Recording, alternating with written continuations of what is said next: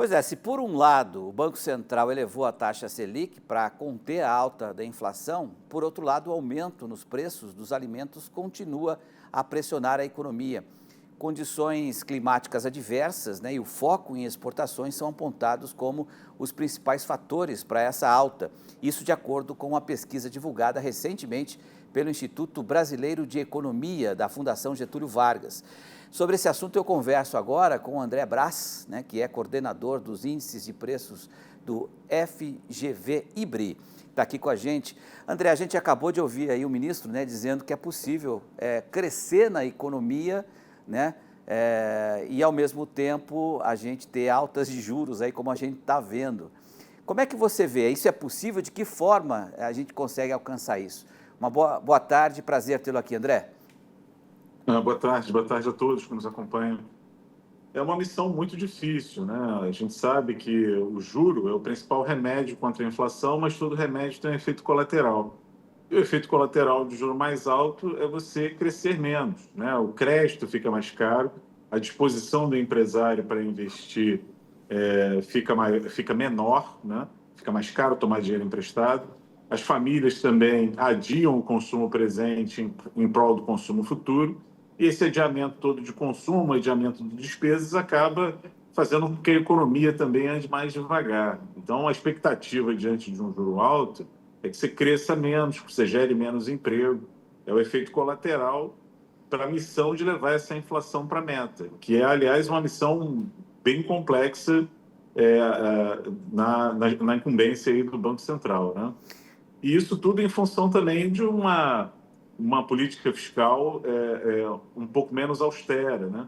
Então, há necessidade de a gente ter uma combinação muito grande de política fiscal e monetária austeras, né? Exatamente para que a gente consiga levar essa inflação para a meta o mais rápido possível, relaxando, então, a necessidade de juro alto que tanto ingessa a atividade econômica. Essa pesquisa, né, que a gente acabou de citar, fala sobre os efeitos, né, climáticos em relação à produção e talvez se a gente aumentasse um pouco mais a demanda, né, a gente pudesse fazer uma pressão contra essa inflação. Eu queria que você falasse um pouco sobre essa pesquisa, né, e se de fato, né, se a gente pudesse investir no aumento da oferta, isso pudesse ser um remédio interessante nesse momento.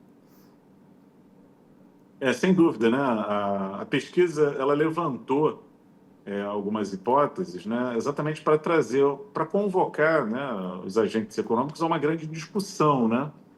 O que a gente pode fazer para mitigar esse impacto, né, dos alimentos na própria inflação? Quais são as suas possíveis causas, né?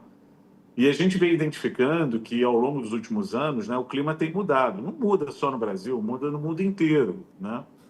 E o Brasil é um país agrícola, né? Mudando o volume de chuvas e a distribuição das chuvas aqui, a gente pode comprometer uma parte importante do PIB e, ao mesmo tempo, a gente pode fazer com que a alimentação permaneça como grande protagonista da inflação, desafiando mais o orçamento de famílias humildes, né? Então, debater um pouco sobre esses efeitos e como ameaça tanto o crescimento econômico quanto a inflação é importante, porque não existe assim uma solução mágica ou mesmo rápida para esse problema. Ela requer investimentos em infraestrutura, de escoamento de produção agrícola, de crédito rural, e essas situações elas não amadurecem no curto prazo, elas amadurecem no médio e longo prazo. E há necessidade delas entrarem pelos próximos governos, na agenda de próximos governos. Então é importante que a gente discuta como o clima vai afetar a agricultura daqui para frente, exatamente para que a gente consiga mitigar esses efeitos sobre a inflação. Porque existe uma inflação que é de demanda e sobre ela o juro mais alto vai atuar prontamente. Então, toda aquela inflação que é gerada por um consumo mais forte deve ceder nos próximos meses. Mas existe uma parte da inflação que é choque de oferta. Você não tem o produto para vender e o preço dele acaba subindo. E aí é que está o problema, né? Porque para esse modelo de inflação, esse tipo de inflação, o juro não funciona tão bem. Então, como é que a gente equilibra essa oferta a ponto dela pressionar um pouco menos a inflação daqui para frente? E aí isso passa por técnicas inovadoras de cultivo, por investimento no pequeno produtor rural, melhor escoamento de produção, por uma série de outros movimentos que são necessários a garantir uma oferta maior de alimentos com todo esse desafio climático que se apresenta e que vem se apresentando nos últimos anos. E como é que você vê essa questão, né, de investir em culturas que compõem a cesta básica, né? Por exemplo, fala-se em arroz e feijão. Aumentar a produção de arroz e feijão, a gente tem visto aqui redução de área, né, nessas culturas por conta da rentabilidade, enquanto soja e milho vem aumentando a área.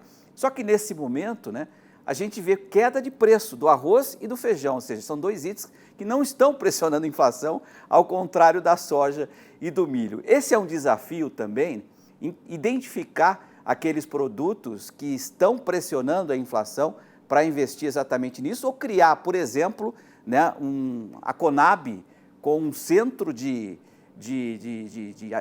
armazenamento exatamente para ter esse equilíbrio de preços.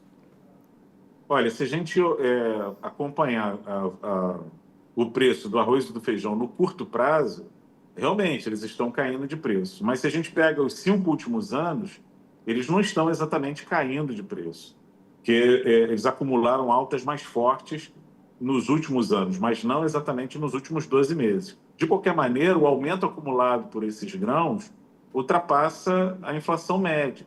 Então, tudo que sobe acima da inflação média está pressionando mais o custo de vida. Você está exigindo que a família corte uma outra despesa, que talvez seja essencial também, para dar conta de colocar o alimento na mesa.